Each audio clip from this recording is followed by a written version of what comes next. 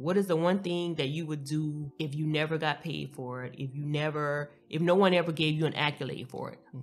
Every year, $100 million goes unrewarded from universities, from organizations. I need money. Yes, I mean, think about that, $100 million each year. But the main thing about finding your purpose is just knowing something that you could do, that money's not involved. And if you could just do that one thing, what would it be? And that's what your purpose is. And it doesn't change. Sometimes we're kind of in the same area of what our purpose is, but your purpose isn't going to change. It may look different at certain stages in your life, but I think it's always embedded in us. It's just, so you left a 6-figure job to do what you're doing now. Yes. So the opposite side of people wanting to make money is sometimes they're making a lot of money and they're still not fulfilled. My business, I'm really heavy on just exposing families to the possibilities of scholarships if their student wants to go to post-secondary, which I encourage it.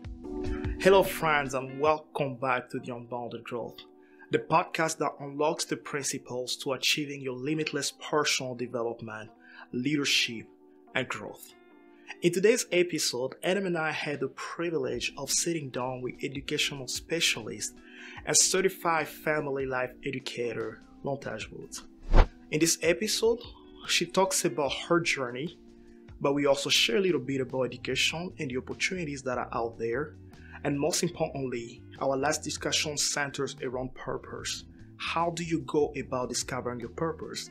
And once you've discovered it, what do you do about it?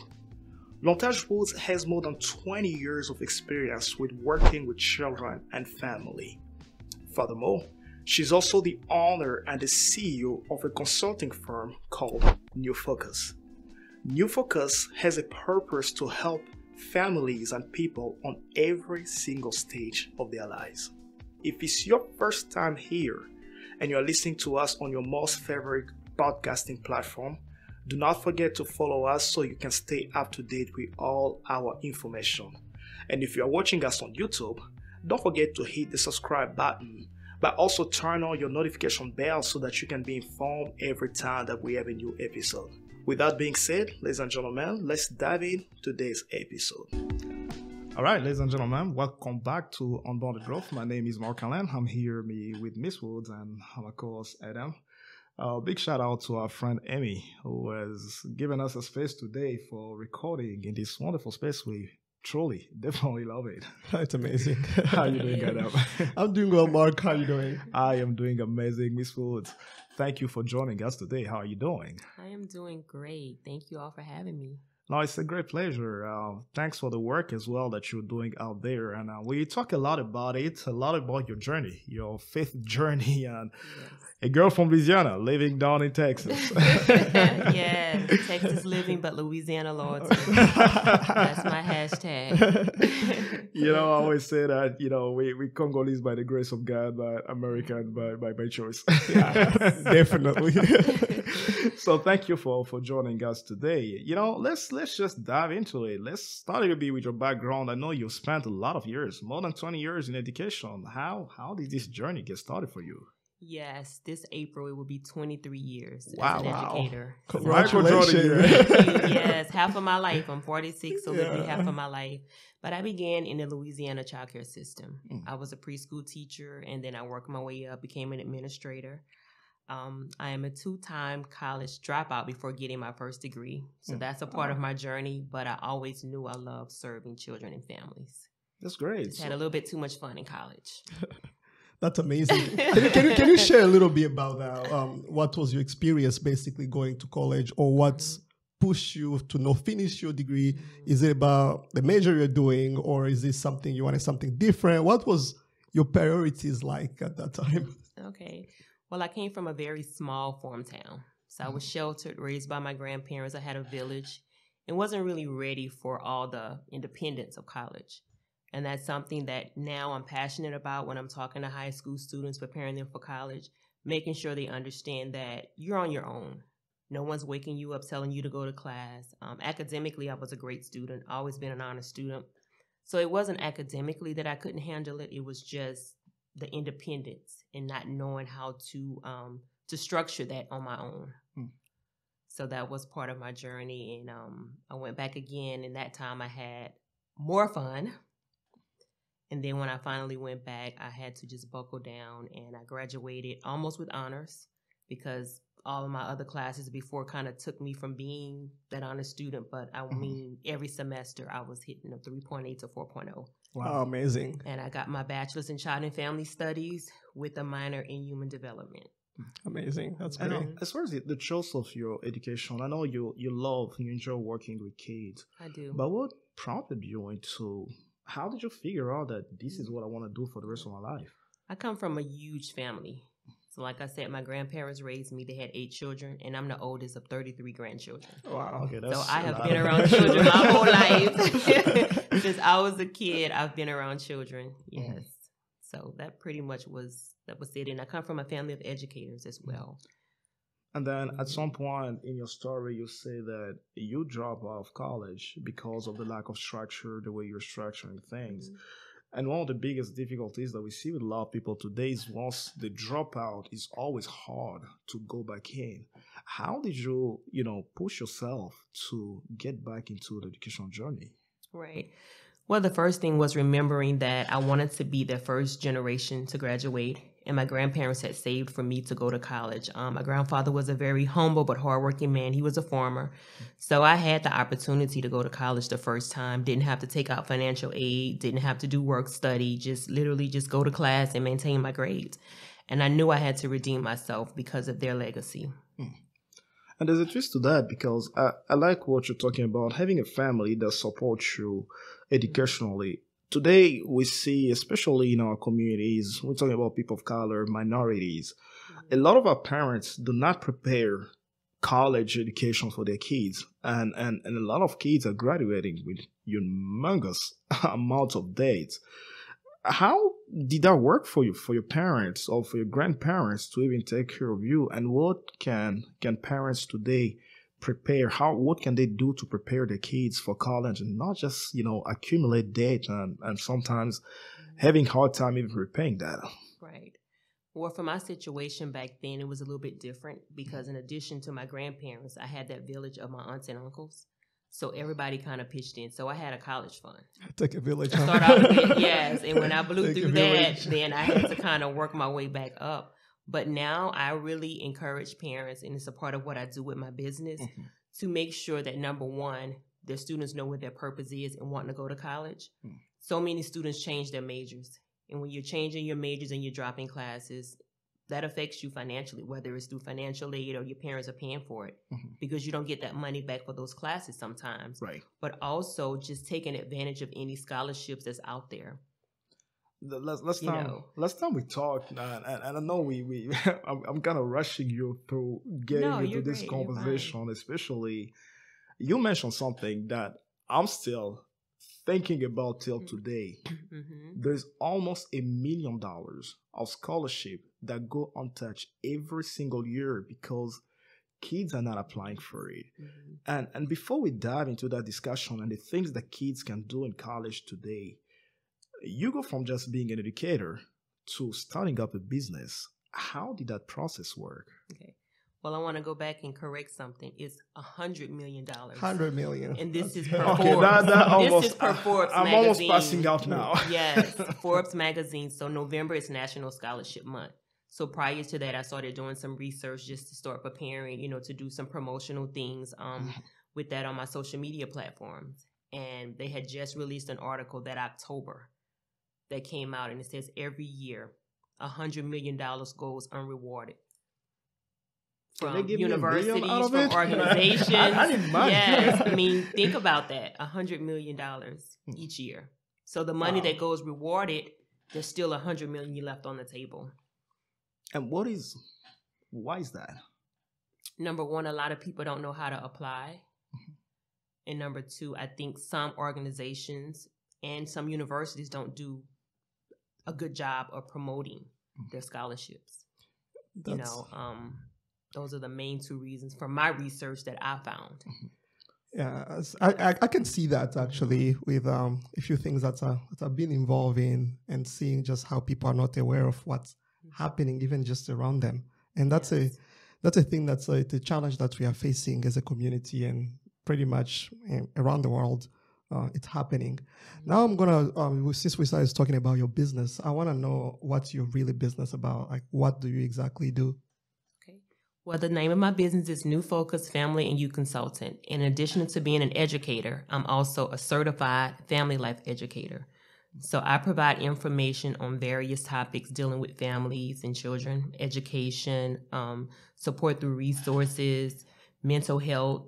And one of the things that in my education initiative is to push scholarships and essay writing. A big part of winning a scholarship is writing the essay. Right. Universities, organizations want to know who you are. So that essay gives them a kind of window into who you are and what they're bringing into their campus, onto their campus, in order to them to invest in you. So a lot of students don't take advantage of that. And I am also a certified English teacher. I've taught English for several years. So I help with that portion of it, and also directing the families to other programs that can help them, because there's a lot of college prep programs out there. Again, you have to be aware and take advantage of it, and probably start around your sophomore year. You can't wait until your senior year and want to start. By the end, it's not that it's too late, but you're missing out on some great opportunities. And who do you work with? What demographics of your customers? I work with every demographic. Of course, I'm definitely minority focused, but being here in Texas, I'm looking to be more relatable with the Hispanic community. The school that I work at, shout out to I Am Terrell, STEM and VPA, we kind of have a mixture of minority students, and a lot of them are African American Hispanics. So I'm currently working on becoming English as a second language certified, so that I can be able to serve that demographic better. And then you not only work with families, you not only work with children, you also work with their families. Why is it important to work with families while you're trying to change the lives of the children? Okay. Well, again, that comes from my background in childcare. When you're working in the childcare system, you're seeing the families every day. You know, you're getting to meet them through pickup time, through dropping off. And in order to effectively work with children, I feel like it's important that you work with the family so you can know the structure of where that child is coming from outside of the school setting. So it's really important to work with families. And when it comes now to, not everybody has a chance to come out of a great family like you obviously did, you know, having your grandparents and everybody around you trying to push you up for education. And for the people that don't come from those type of background, what is kind of like the process that you go through in order to remove those mental, mental difficulties? Because to be honest, I realize that most of what we struggle with is just changing our way of thinking, believing that, I can go to college, or believing that I can graduate from college. Like in my own history, what I always told Adam is that I don't think I was born the smartest dude on planet Earth. And it took me a while to even accept that I could be intelligent, that I could go to college. I could even graduate from high school. Now, from a kid like me, so to say, that has come out of a background like that, what do you do to help them say, listen, not only you can go to college, but you can get these scholarships. Now, not only you can get these scholarships, but you can also graduate. What is that process like for you? Well, it definitely first starts with the mindset. I've worked with different demographic of students. I've worked in urban areas. I've worked in areas that was a little bit more affluent. And the main thing is the mindset, and that's why I was really, it's really important that students understand that no matter where you come from, you need to know what your purpose is. Purpose drives everything, is the foundation for everything. A lot of students that I work with come from families that, again, were not big on education. They may be the first person in their immediate family to graduate. And some of them, that's a drive for them to want to break that generational curse. For others, nothing is expected of them. So you have to do a lot of motivating. You have to do a lot of, again, getting their mindset that you want to be that person to break the mold. Because they see a lot of poverty and things around them from people that didn't get an education, and how they're limited in their possibilities. You just mentioned a word that we definitely can take us whole night to discuss: purpose. Yes. And I'll be honest, sometimes you think you know what your purpose is. And then 10 years later, you hit 30, it's like, what is it that I want to do in my life again? You know? Yeah. And even with education, like sometimes you go to college, get this degree, and like, you know, I'm going to be a lawyer. And you get into the fields like, I hate this job. I hate what I'm doing. Right. So let's tackle the first one. How do you go about discovering your purpose? I think now it's easier for young people because they're exposed to so much. Mm-hmm. And they also kind of set their own path for certain things. 20, 30 years ago, a lot of people were kind of grounded in, this is what I'm going to do because someone told them what they were going to do. Yes. Right. There's a lot of young people now that they may come from families that went to college, but they may not be what they want to do. Mm-hmm. And no one's going to force them because they feel like, I don't want to waste the time or the money. So they may have another interest. Mm-hmm. But the main thing about finding your purpose is just knowing something that you could do, that money's not involved. And if you could just do that one thing, what would it be? Mm-hmm. And that's what I try to encourage young people. What is the one thing that you would do if you never got paid for it, if no one ever gave you an accolade for it? Mm-hmm. And that's what your purpose is. And it doesn't change. Sometimes we're kind of in the same area of what our purpose is, but your purpose isn't going to change. It may look different at certain stages in your life, but I think it's always embedded in us. It's just up to us as adults to guide young people in it and for them to be accepting to that. But then as an educator, you're talking about finding one's purpose, something you can do that, you know, even if they don't pay you a dime for it, you still do it. Mm-hmm. And I feel like a lot of kids in this generation now are using that as an excuse not to go to college. Just like, you know what, I'll find my purpose. Right. I'll be a rapper. Some of them are. Some of them are because they're looking at social media stars making $4,000 a day by getting, you know, all these followers. So there are some students that are like, you know, they're really into social media and they want to be an influencer. That's their main goal. Like that's what's driving them because they see it happening. They see people that they look up to or they follow making a lot of money. A lot of them did not graduate, did not go to college. And it's all about the fame also for a lot of them. And in that case, what's your plea for going to college then? My plea, I tell them you need a certification. Everyone is not going to go to a 4-year college. If you want to do cosmetology, so if you're following, what's the Kardashian girl that has $1 billion makeup line or the lip gloss line? Find your purpose in that. I mean, even if you want to do that, if you want to do anything outside of a 4-year college, you need to make sure that you're certified. You know, I'm not going to go to a cosmetologist. I'm not going to go to anyone that's not certified and get a professional service done. Right. You know, so that's what I try to tell them. And a lot of them get it. And the great thing about education now, they're preparing students for post-secondary. The school that I work at, we have an amazing college and career readiness coach. So we do a lot of field trips. I was speaking to Adam about that. Just that early exposure, 9th, 10th grade, exposing them to different careers, taking them to technical schools, taking them to community colleges, you know, letting them see the hands-on, real-time career path they can go on. And a lot of them, they like that because they know, well, that's not for me. Mm-hmm. But working a 9-to-5 for this generation, I don't see it working because they're into nice things, and nice things cost a lot of money, you know. In that perspective, I would actually want to ask, what's more important? Is it to make money or to have a purpose?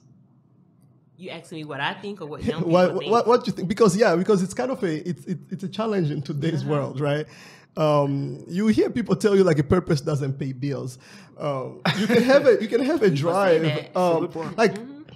I'm a very good example of that. Okay. I quit a 6-figure job to follow a purpose, and of course, it's coming with a lot of headaches. A lot of you need to cut your budget. You need to figure out. My salary is divided by 4 or 5. And now I have to figure out like, okay, of course I'm doing this to be better in the after 5 years. And we live in a time of a quick rewards of like, we don't like something that is kind of like pushed back as a reward. We want instant gratification. Instant gratification. We want something that is now like the same. Something happened with my little brother who's a lawyer. After law school, he graduated top of his law school, got a job as a lawyer, and he's practicing, and they're paying him. And my dad shows up in the morning. He's like, well, you gotta be, there's this training, you can become a magistrate. And he did the math. He looked at, okay, going back through magistrate training or whatever, it's probably gonna take a couple of months. And the magistrates don't get paid as much money as a lawyer is getting right now. So now he's like, well, what do I do? What, like, he's like, yeah, I don't want to, come on, like, this is a no-brainer. So what do you think would be more essential? Figuring out your purpose or finding the best way to make the cash? Okay. Well, I want to ask you a question based on what you just said. So you left a 6-figure job to do what you're doing now. Yes. So the opposite side of people wanting to make money is sometimes they're making a lot of money and they're still not fulfilled. That's how you know you have a higher or a deeper purpose. And it doesn't always happen instantly. You know, a lot of people switch careers after a long time or after a few years and say, this isn't really what I want to do at this stage. So again, sometimes it comes easier, and then sometimes people have to take a little bit longer. But you will not be happy unless you're working in your purpose. You know, you may tolerate it because it's paying the bills and you're comfortable, but there's a lot of people, and I know for COVID really spawned a lot of career changes in people. Yeah, that's true. They had time to evaluate what was important in life. They had time to kind of be still because everybody was on a lockdown for the most part. And a lot of people made some significant career changes, and they walked away from a lot of money. But they say they're happier, their family is happier, they're healthier, they have more peace. That's pretty much my story, so that actually. trade-off, it's a trade-off. And again, it's going to happen for different people at different times. But at the end of the day, purpose is always going to prevail over profits. Yeah, and just going back to your business again, I would like for you to kind of just walk us through a sample of a case. Like, I have a kid who is it's almost time for them to go to college, or they are lower classes in high school. And I'm like, hey, I really don't know what to do. I didn't go to college myself.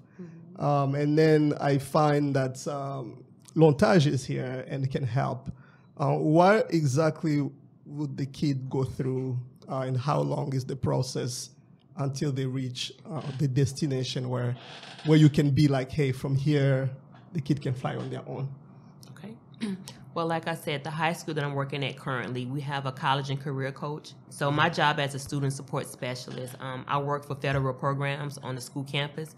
So I have a caseload of emerging bilingual students and also students that have different disabilities, but they're high functioning. A lot of them are college bound.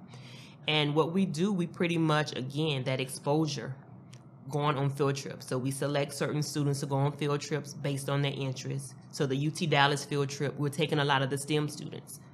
So they'll be there to get to be exposed to the different departments, ask questions. We also bring people into the campus. But most importantly, our PTA, they're working with the families really heavily. Separate from my educational aspect of getting ready for college, with my business, I'm really heavy on just exposing families to the possibilities of scholarships if their student wants to go to post-secondary, which I encourage it. Again, everyone is not going to go to a 4-year university, but there's some great technical schools. There's some great community colleges. You know, you have to think about also not just the cost, but some students don't want to go far away from home.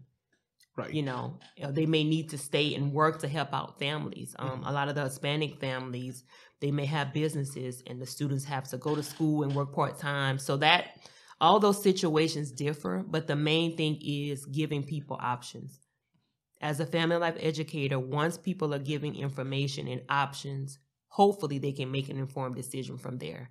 But if you're not aware, you can't decide on anything. And what would be, and maybe we've asked this, but I just want to, again, make it clearer.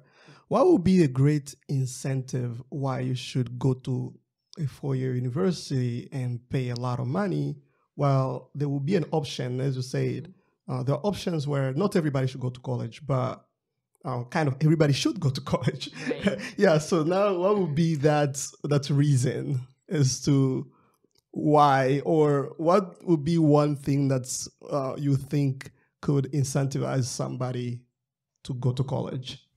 To a four-year university? To a four-year university, yes. yeah, to finish a full curriculum. Right. I think the main thing, and then we talked about this earlier, some people have to take the path of community college or junior college first for those 2 years and then move on to a four-year university. But to go straight from high school to a four-year university, I think is about the affordability and also what you want to major in. Right. Going back to the school that I work at, some of the students, they are also art majors. So some of them are already making money with their artwork. But they're also looking to maybe become more proficient in that. So they want to go off to Chicago or New York or do a program here in Texas for 4 years. They have to be offered the money for that because most of them don't have the funds from their parents. So if you're offered $50,000 to start off with, and you look at that as, okay, this is a great start to go to UT Austin or Texas Tech or wherever, or LSU, my school, why not? Go Tigers. Yeah, go Tigers. Why not? So it comes down to the funding, definitely. I'm curious. I'm obviously not from here. You can tell by my Texan accent. I had noticed. When I migrated to the United States, I'll be honest with you. I went to Tarrant County College, and to me, I was like, "This is great. I love it." I mean, it's cheap. It's getting me the education I want. The class is much smaller. I have more access to my professors.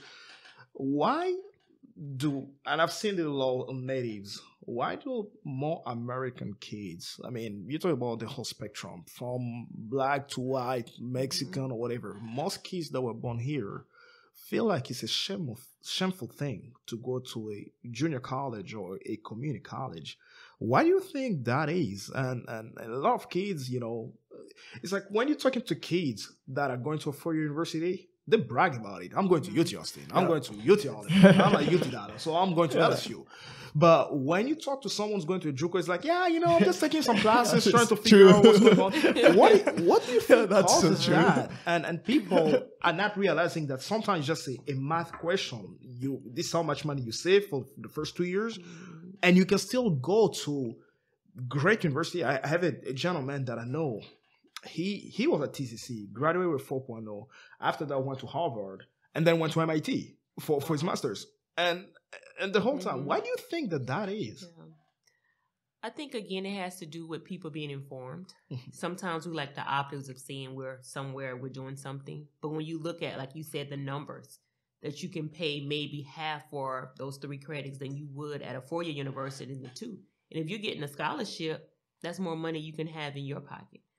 But when people aren't aware and they're not informed of those options, again, it's more of, okay, I want to do what seems like what's the mainstream. And some people are very caught up into that. I want to clarify something. LSU is the school that I represent the most, but I graduated from another great university, University of Louisiana at Lafayette.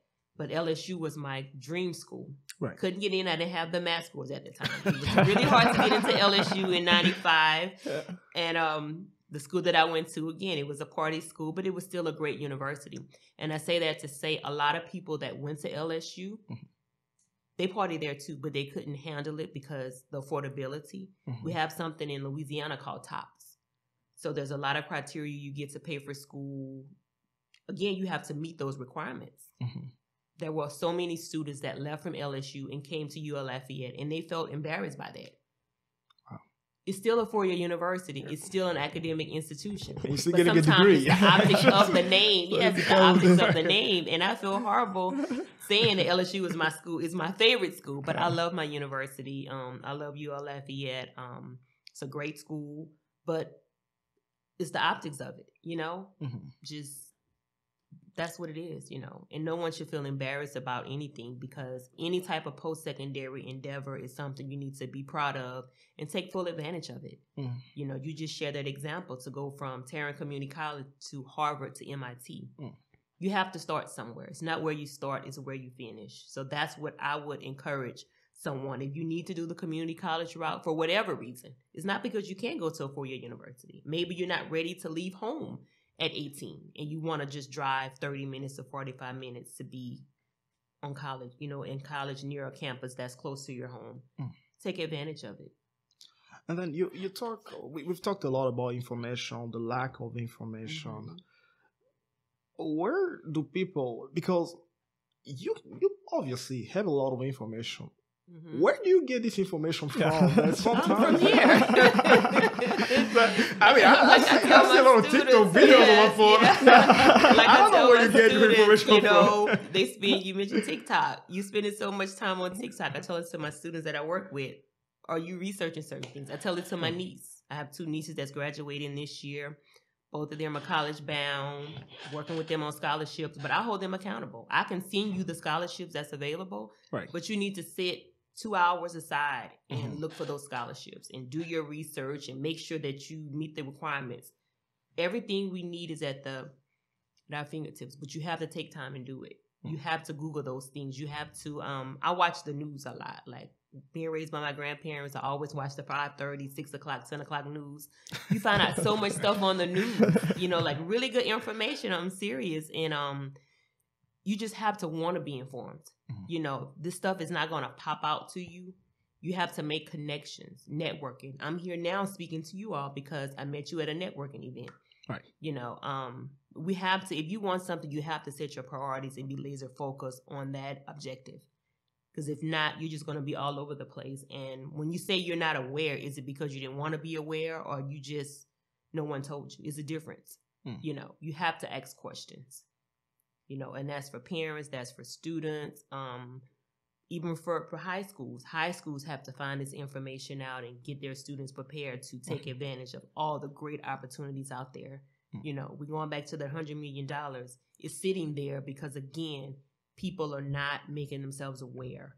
And every university, every organization doesn't have the marketing or the advertising to put towards making you that aware. Because if you do, then they're pulling away money from the scholarship.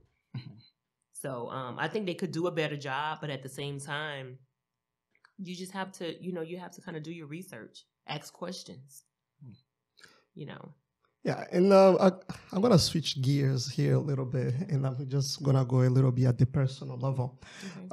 Throughout the week, this entire week, I've been, this past week, I was at a few events, and I attended a few talks and a few meetings where I was discussing with people different ways of minorities getting involved into stuff and just the idea of representation. And this, I'm going to go to the point of women.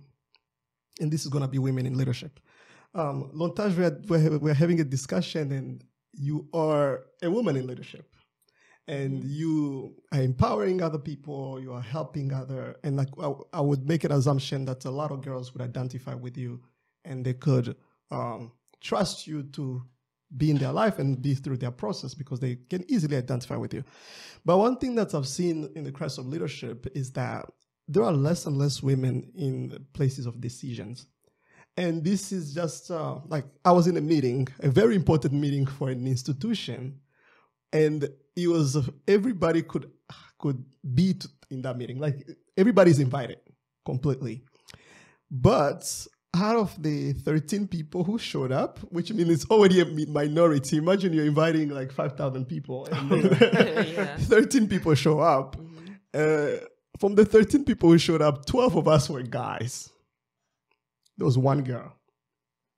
Now, as a woman, as a person who leads, what do you think we could do as a society to push women or to support women, not just to push them, but to support women and encourage them to be a part of this, to be a part of leadership, to actually take initiatives and to be on the table of decision?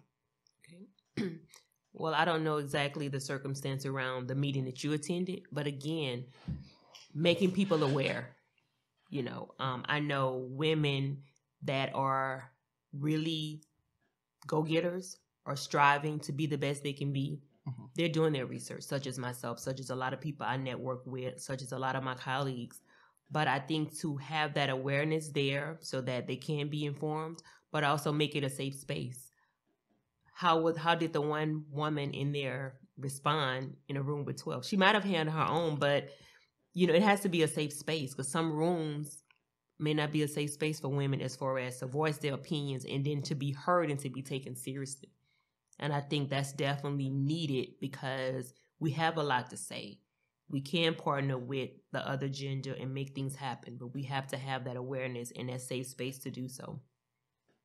And as far as you're concerned, how was that journey for you? Did it come from your family that pushed you to get into leadership, or was it more of like you went out in the world and said, listen, I have a voice and I can sit on the table and speak? What was the journey like for you? Well, it comes from my family.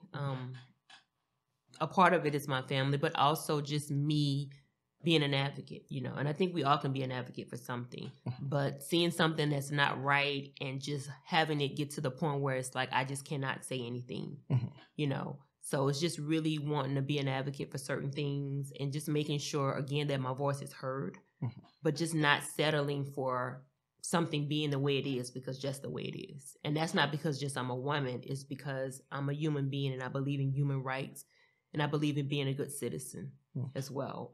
Just this past week, I met with the mayor of the city I live in, Arlington, Texas. And I had been trying to get on his calendar and I finally met with him and it went really well. And the first thing I told him when after I thanked him for giving me that opportunity was that I'm not just a resident of this city. I want to be a citizen. And I don't want to complain about certain things. I want to be able to serve and to work.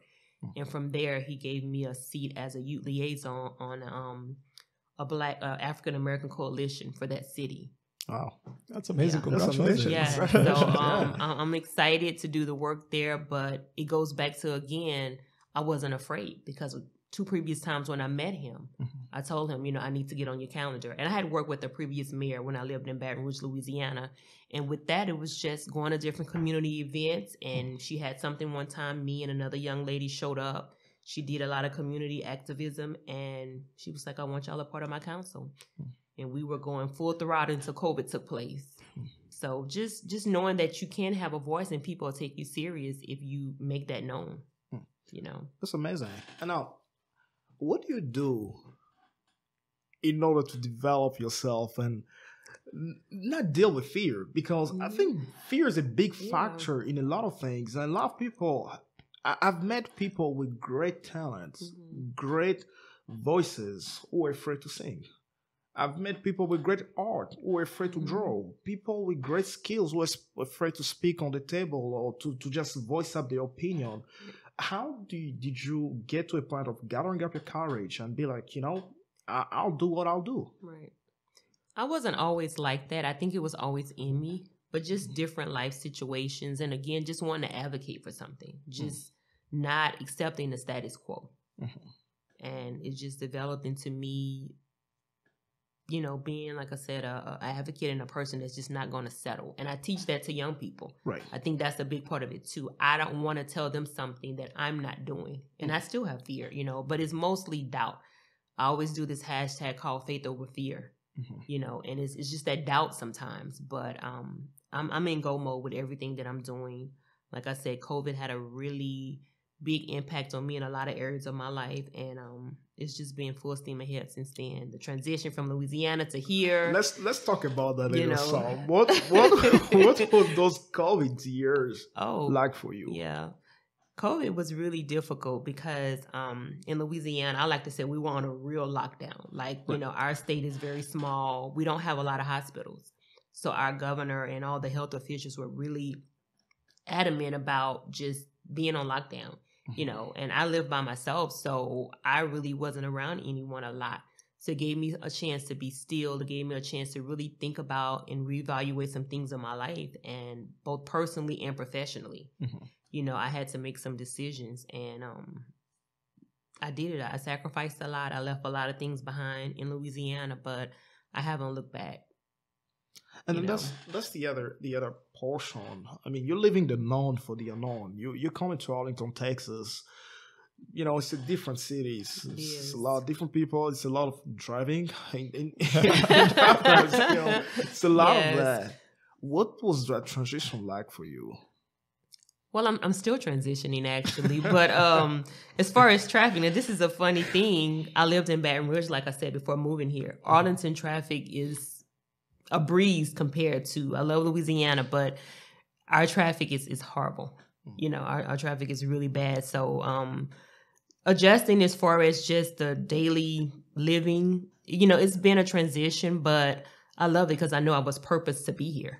You know, I know it wasn't a move that I made. It was God taking me to where I needed to be at this point in my life and to meet the people that I've met and to do the things that I'm doing. So I've just never looked back on it. Once he gave me that piece about it, I just had to move on it. And why Texas though? I mean, you could have gone anywhere. Right. Louisiana. Well, it was gonna be Texas or Georgia. Yeah. So, yeah. I work for federal programs, so I literally could work anywhere in the country or U.S. territory, Guam, Puerto Rico, Virgin Islands. Like I would always get offers there. But I knew again coming here to Texas, it was gonna be bigger than just like for my job. I knew I was gonna start a business. Didn't have the name. Didn't know all the specifics.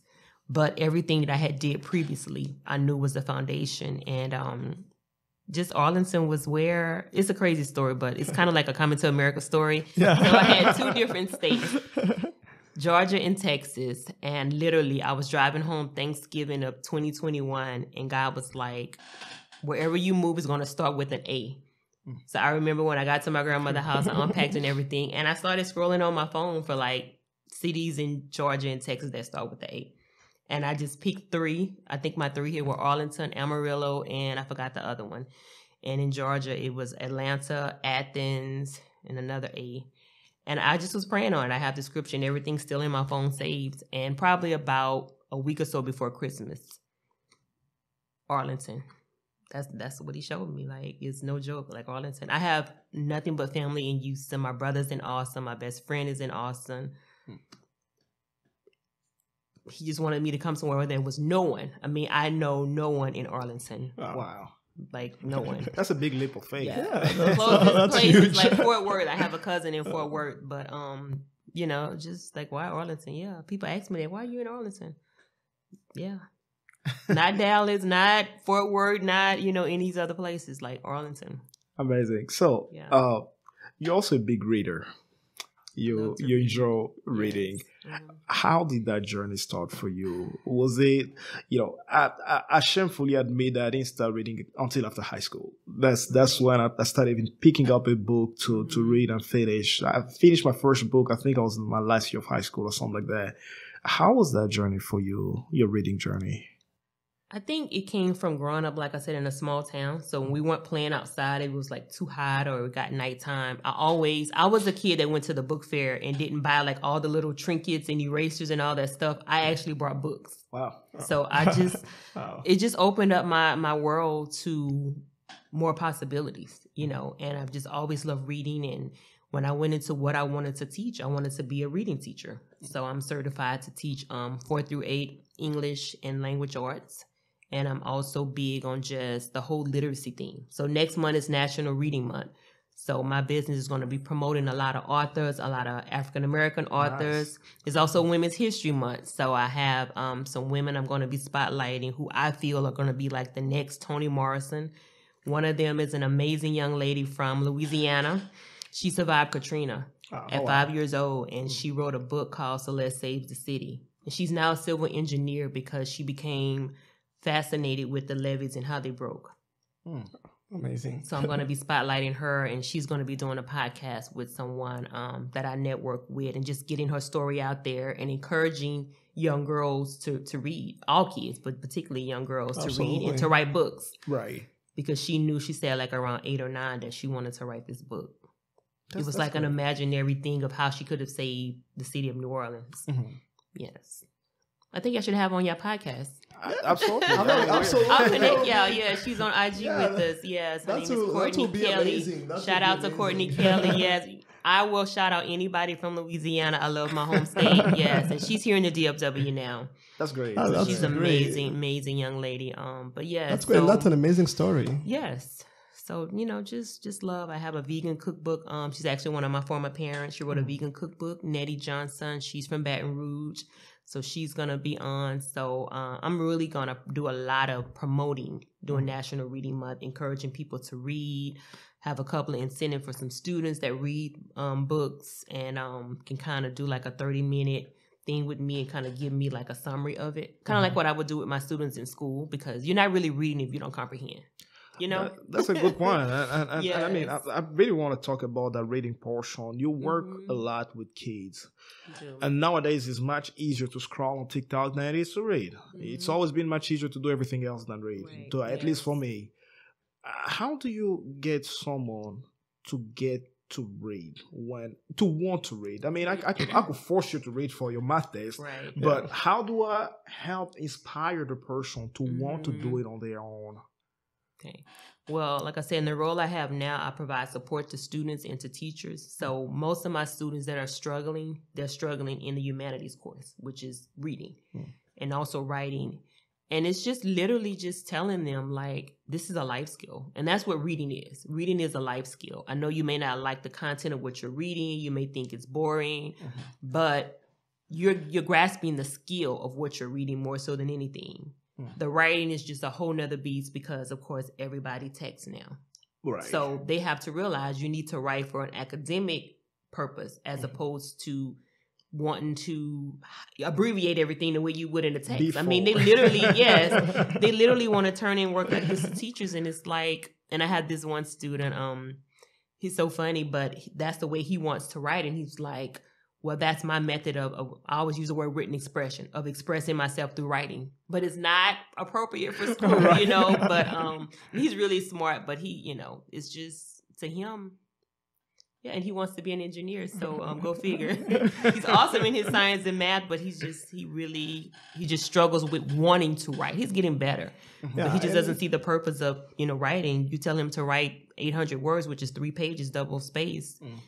He's acting like you're asking him to write like an encyclopedia of books. You know, it's the generation. So it's just trying to motivate them, you know, because a lot of them don't see the purpose in it. But no matter what job you have, again, it's a life skill for a career, and also just to understand like medicine and different things like that. You know, the comprehension part of it. You don't have to be this amazing reader, but you have to have, you know, some really strong comprehension skills to just to get a gist of what you're reading. And reading does help with other aspects of life too, even in engineering. You want to be able to communicate. You want to be able to give a presentation in front of people and to use the right words at the right place. And that's very important. Now, my next question it's about reading. I would like to know, how did reading change your life? Like, how does that impact even your daily life right now?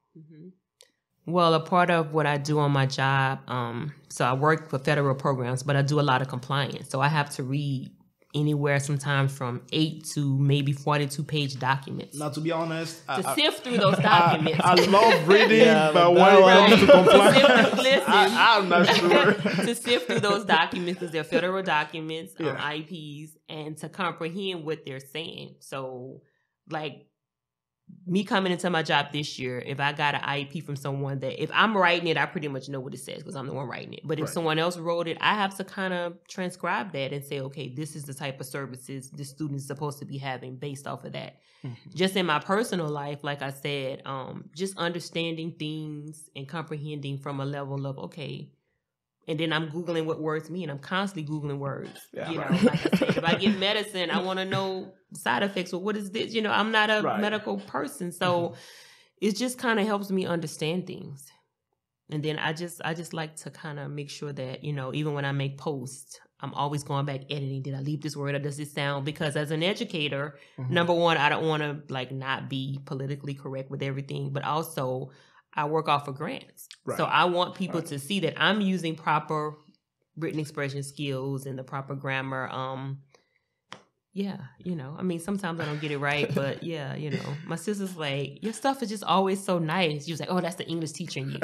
Well, she's a money person. She has a degree in accounting, so she deals with numbers and everything. But yeah, I love linguistics. Great. I did some linguistics. That's amazing. Right. That's really amazing. We'll be finishing up with this, and I want to ask you this question. Okay. As an educator, ChatGPT, I mean, it's coming for your the AI is doing the work for most students right now. What are your thoughts on it? And do you think this is helpful to kids? Do you think it's gonna handicap a lot of kids?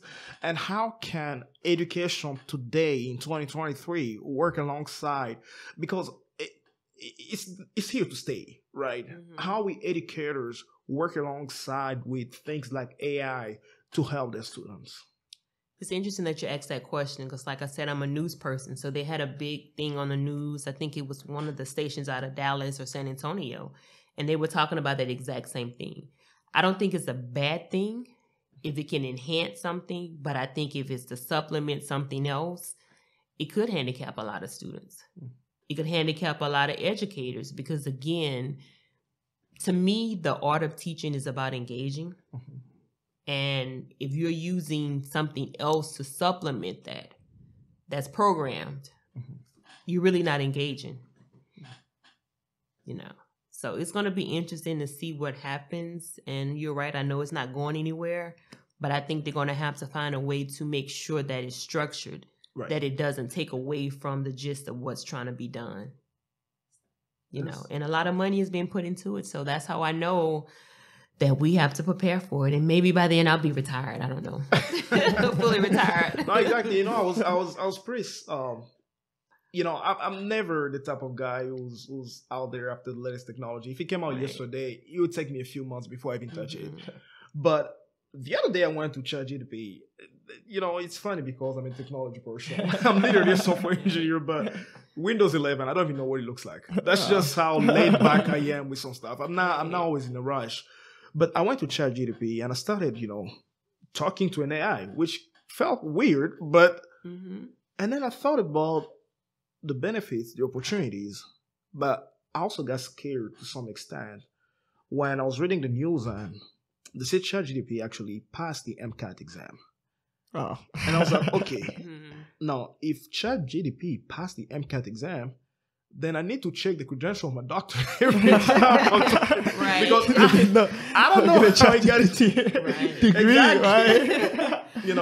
And I don't know how are you gonna deal with kids and just help them still not lose those skills and not just have an AI write your whole essay for you and submit it or something. That's what I'm saying. The engagement aspect of it is gonna be scrutinized a lot. And I'm already a big proponent of not sending students out. Just because you walk across the graduation stage does not mean you're ready for post-secondary. Agreed. The state hands you your diploma, but a lot of students are not.